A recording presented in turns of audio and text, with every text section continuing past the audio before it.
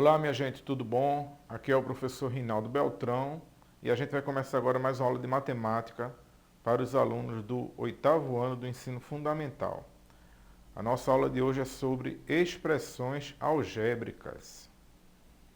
E a gente vai trabalhar essa habilidade aqui, ó, resolver e elaborar situações problema por meio de cálculo do valor numérico de expressões algébricas, utilizando as propriedades das operações. Tá? É um assunto muito importante, é um assunto que introduz, né, você no mundo da álgebra, que é uma área da matemática assim, bastante importante, bastante sofisticada, que a gente utiliza a álgebra para resolver inúmeras situações, inúmeros problemas com essa ferramenta da matemática. Tá? E a gente vai começar efetivamente a estudar álgebra justamente com as expressões algébricas. Tá? E você já deve ter visto em filmes, em séries, né? Que muitas vezes acontece, como a gente está mostrando na tela aí agora, né?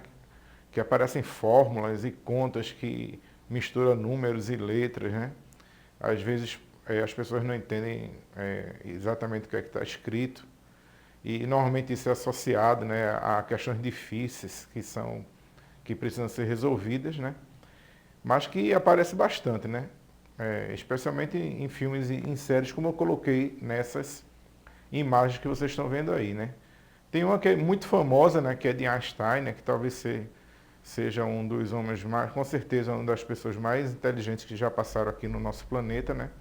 Que ele ficou famoso, né, logicamente, pela sua inteligência e por ele ter desenvolvido e descoberto várias coisas na área de física, onde ele ficou mais famoso aí por conta de uma expressão algébrica que é essa aí, né, que é ligada à questão da lei da relatividade, né? E igual a mc ao quadrado. E é sobre isso que a gente vai falar hoje, né? A gente vai começar a estudar e conhecer um pouco as expressões algébricas, tá? Então, ó, definimos como expressão algébrica uma expressão que contém letras e números, separados por operações básicas da matemática, como adição, subtração e multiplicação. Engraçado que quando a gente fala em matemática, né, a primeira ideia que vem na pessoa, se eu chegar assim para você dizer, pense aí com relação à matemática, qual é a primeira coisa que vem na sua mente? Com certeza você vai ver números, né? Você vai pensar em números, matemática são números. Mas a gente hoje vai ver que a gente também vai usar letra, a gente usa a letra para efetuar cálculos na matemática, né? E é justamente isso a definição da expressão algébrica, né? Uma expressão, né, que contém letras e números separados por operações básicas da matemática. Vamos continuar então. As expressões desse tipo são usadas com frequência em fórmulas e equações.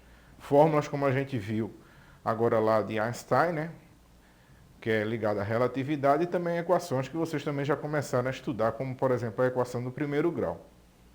Todas essas formas de representação, usando letras e números para fazer cálculo, a gente chama de expressão algébrica.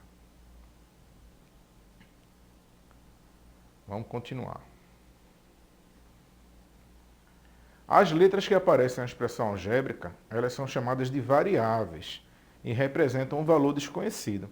Até por isso o nome dela é variável, ou seja, o valor dela vai variar em cada expressão, em cada operação, em cada situação que a gente vai vivenciar, tá? Então, a letra é chamada de variável, certo? Não esqueça disso. E os números escritos na frente das letras são chamados de coeficientes e deverão ser multiplicados pelos valores atribuídos às letras, certo? Ainda tem alguma coisa com relação à teoria que agora a gente vai ver o que são monômios, tá? Então, ó, monômios a gente vai definir da seguinte forma. Quando a expressão algébrica apresenta apenas multiplicações entre os coeficientes e as letras, que é a parte literal, ela é chamada de monômio. O monômio ele é dividido em duas partes. O coeficiente, que é o número que está multiplicando a letra, e a parte literal, que é a variável com o seu expoente. E aí a gente tem alguns exemplos de monômio, né? Por exemplo, 2x ao cubo, 2x elevado a 3. Então, o coeficiente, que é o número que está na frente, é o 2, e a parte literal é x elevado a 3. Já nesse outro segundo exemplo aí, ó, 4AB, também é um monômio. Ó, tem números e tem letras. o coeficiente é 4, que é a parte numérica, e a parte literal vai ser justamente AB. Aqui tem mais um outro exemplo, tá certo? Onde não aparece o número como coeficiente. Então, quando não tem, a gente diz que é o número 1. Então, nesse monômio aí, m ao quadrado n, o coeficiente é igual a 1. E a parte literal são as letras, no caso, m ao quadrado n, certo? Com relação aos monômios ainda, a gente tem que entender que existem os monômios semelhantes, tá? Monômios semelhantes são aqueles que apresentam a mesma parte literal. E são as mesmas letras com os mesmos expoentes, tá? Não basta ter a letra igual, tem que ser a letra e também o expoente, certo? Então vamos ver alguns exemplos de monômios semelhantes. Ó. Então 5x elevado à terceira e 4x elevado à terceira, a gente diz que são dois monômios semelhantes. Por quê? Porque a parte literal deles são exatamente iguais. É x à terceira, x elevado a 3, certo? Esse segundo exemplo aí, ó, 3ac ao quadrado e menos 7ac ao quadrado. Também são monômios semelhantes. Por quê? Porque a parte literal dos dois ela é exatamente igual. Tá? Já nesse terceiro exemplo, 2mn e 3mn ao quadrado, a gente diz que eles não são semelhantes. Porque a parte literal ela não é igual. Porque apesar de ter ali mn, né, são as mesmas letras, mas no segundo monômio a gente tem n ao quadrado. Então o expoente é diferente e já não são semelhantes. E o quarto exemplo, 4x e 4y não são semelhantes porque a parte literal é diferente. Num é x, na outra é y. Ok? Já quando a gente tem uma expressão algébrica, onde tem somas e subtrações de monômios não semelhantes, aí a gente chama essa expressão algébrica de polinômio. E aqui a gente tem alguns exemplos. 2x ao quadrado mais 2x mais 3. A gente vê que são cada partezinha dela, cada monômio dela, ela tem a parte literal diferente. Inclusive o último termo, nem a parte literal tem, né? 2ab menos 4ab ao quadrado mais 2a menos 4b mais 1. Também é um polinômio. 5mn menos 3 também é um polinômio, porque eu tenho ali vários monômios em operações que eles não são semelhantes, tá? E mais um exemplo aí, 4y ao quadrado mais x à terceira menos 4x mais 8. Também é um exemplo de um polinômio. Simplificação de expressões algébricas. Em uma expressão algébrica, quando há termos semelhantes, é possível realizar a simplificação dessa expressão por meio de operações com os coeficientes dos termos semelhantes. Vamos ver como é que funciona isso, tá?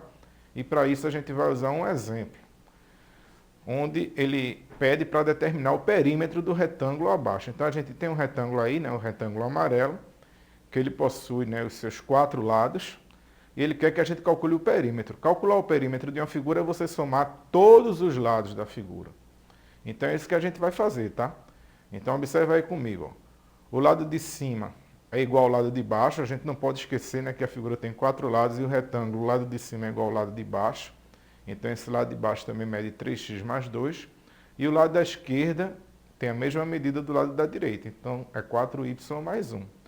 Então para a gente calcular o perímetro, que é somar todos os lados, a gente vai fazer o seguinte. Ó. Vamos somar todos os lados da figura. Então o lado de cima, 3x mais 2, mais o lado da direita, que é 4y mais 1, mais o lado de baixo, que é 3x mais 2, mais o lado da esquerda, que é 4y mais 1. O que é que a gente vai poder fazer? A gente só vai poder somar os monômios que são semelhantes, ou seja, que tem a parte literal semelhante, ou seja, a gente vai somar 3x com 3x, 4y com 4y e os números, né?